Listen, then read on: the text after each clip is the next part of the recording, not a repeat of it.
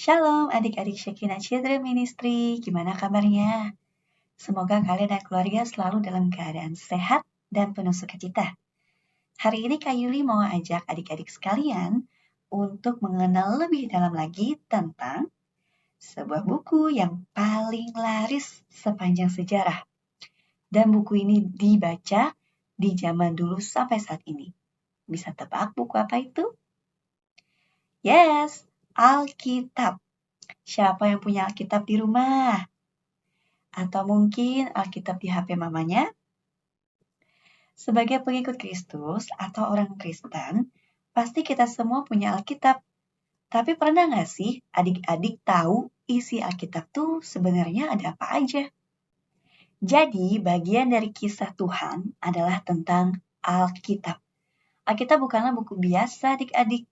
Buku ini berisi semua tentang Tuhan dan tentang besarnya kasih Tuhan untuk kita. Mungkin kamu berpikir bahwa isi Alkitab itu banyak aturan, banyak nama-nama aja, tapi enggak kok. Mungkin kamu juga berpikir bahwa orang-orang yang diceritakan juga orang-orang yang baik dan selalu taat. Tapi sebenarnya isi Alkitab itu banyak loh tentang cerita, puisi, surat, bahkan lagu yang menceritakan kisah yang luar biasa. Semua itu digabung di dalam buku ini.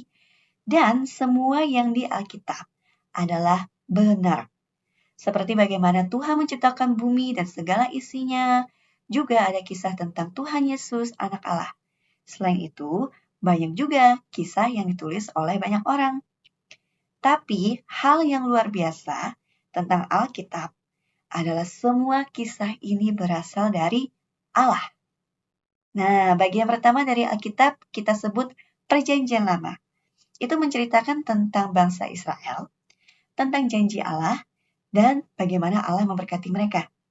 Allah juga memberi mereka 10 perintah Allah agar mereka selalu hidup rukun dengan saling mengampuni dan mengikut Tuhan. Nah, tapi yang jadi masalah adalah tidak ada yang bisa mematuhi semua perintah tersebut. Banyak kisah tentang orang-orang yang berusaha taat, tapi masih berbuat dosa. Dan Tuhan selalu mengampuni mereka dan berjanji akan ada seseorang yang datang, seorang raja, juru selamat, yang akan mengikut semua perintah Tuhan dan menunjukkan kepada kita seperti apa Tuhan itu. Nah, di masa-masa bangsa Israel menunggu raja yang juga juru selamat itu, ada raja Israel yang baik, ada juga yang kurang baik. Sampai orang-orang lupa tentang Tuhan.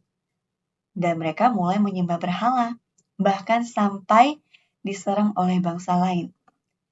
Dan ketika Tuhan mau melakukan hal yang besar, misalnya menyelamatkan 3 orang dari api, atau ketika Tuhan mengirim pesan pada Nabi Yeremia dan Yehezkiel, atau orang biasa seperti Rut yang memutuskan untuk menjadi bagian dari keluarga Allah. Ayo, tahu nggak ceritanya? Orang-orang akan menuliskan cerita-cerita ini karena mereka mau mengingatnya dan mereka juga mengajarkannya pada anak-anaknya. Mereka mau memberitakan bahwa Tuhan berkuasa, Tuhan penuh kasih sayang, dan Tuhan baik. Nah, di beberapa kisah, Alkitab mengingatkan kita bahwa Allah adalah Raja yang baik, kuat, dan penyelamat umatnya dari kesesakan. Di kisah lain, Alkitab mengingatkan bahwa Allah adalah Bapa yang baik. Ia memelihara anak-anaknya atau seperti gembala yang menjaga domba-dombanya. Itulah Perjanjian Lama. Nah, bagian berikutnya adalah Perjanjian Baru. Dimulai dengan 4 kitab yang memuat kisah Tuhan Yesus, anak Allah. Ia hidup sesuai perintah Allah, tidak berdosa, dan menunjukkan pada orang-orang bagaimana menolong orang miskin dan sakit sampai Tuhan Yesus mati buat kita dan bangkit dari kematian. Itu adalah hal yang luar biasa, betul kan? Saking kerennya, orang-orang menuliskan kisah Yesus dan makin banyak orang yang percaya dan mengikuti Yesus. Ada lagi cerita tentang Roh Kudus yang turun pada waktu Pentakosta, atau mukjizat-mukjizat yang Tuhan Yesus lakukan. Bahkan Yohanes mendapat penglihatan akan seperti apa pada saat Tuhan Yesus datang lagi. Sampai hari ini, banyak orang di dunia masih membaca Alkitab karena apa yang benar di masa lampau tetap benar di masa sekarang. Tuhan selalu sama, dulu, sekarang, hingga selama-lamanya. Ia mengasihi kita dan Ia selalu baik. Nah, ada di 2 Timotius 3 ayat 16-17. Ini tentang Alkitab. Segala tulisan yang diilhamkan Allah memang bermanfaat untuk mengajar, untuk menyatakan kesalahan, untuk memperbaiki kelakuan dan untuk mendidik orang dalam kebenaran. Nah, seperti badan kita yang butuh makan dan minum, demikian juga roh kita butuh firman Tuhan untuk tumbuh. Di Matius 4 ayat 4, Ada tertulis manusia hidup bukan dari roti saja, tetapi dari setiap firman yang keluar dari mulut Allah. jadi adik-adik penting banget untuk membaca firman agar kita bertumbuh. Kita bertumbuh dalam pemikiran kita dan sikap kita. Dan tentunya bertumbuh untuk memiliki karakter Kristus. Firman itu ibarat pelita atau cahaya yang menerangi hidup kita adik-adik. Kalau kita hidup seturut firman-Nya, hidup kita akan menjadi berkat bagi orang lain.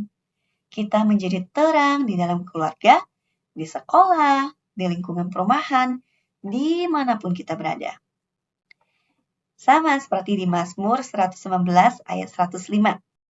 Sabdamu adalah pelita bagi langkahku, cahaya untuk menerangi jalanku.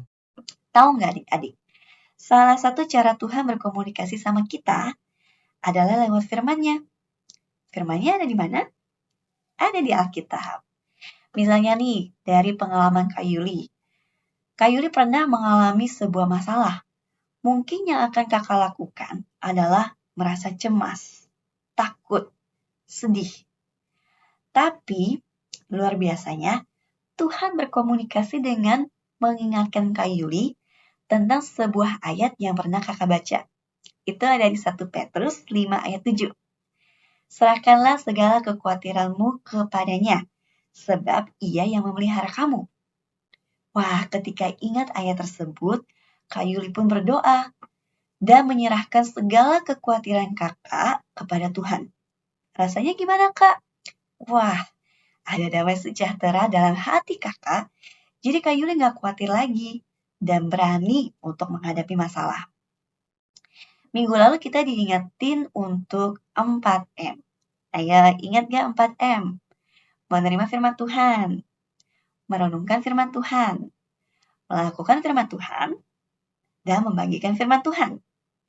Nah, sekarang adik-adik sedang menerima firman Tuhan dari Kak Yuli. Terus, langkah selanjutnya adalah adik-adik harus merenungkan firman Tuhan. Ayo katakan sama-sama, merenungkan. Merenungkan itu apakah mendengar terus kemudian lupa? No. Merenungkan itu beda ya sama melamun adik-adik.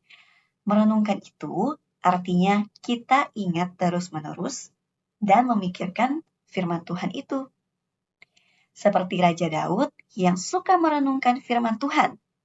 Dia bisa mengatasi kesulitan saat dikejar musuh.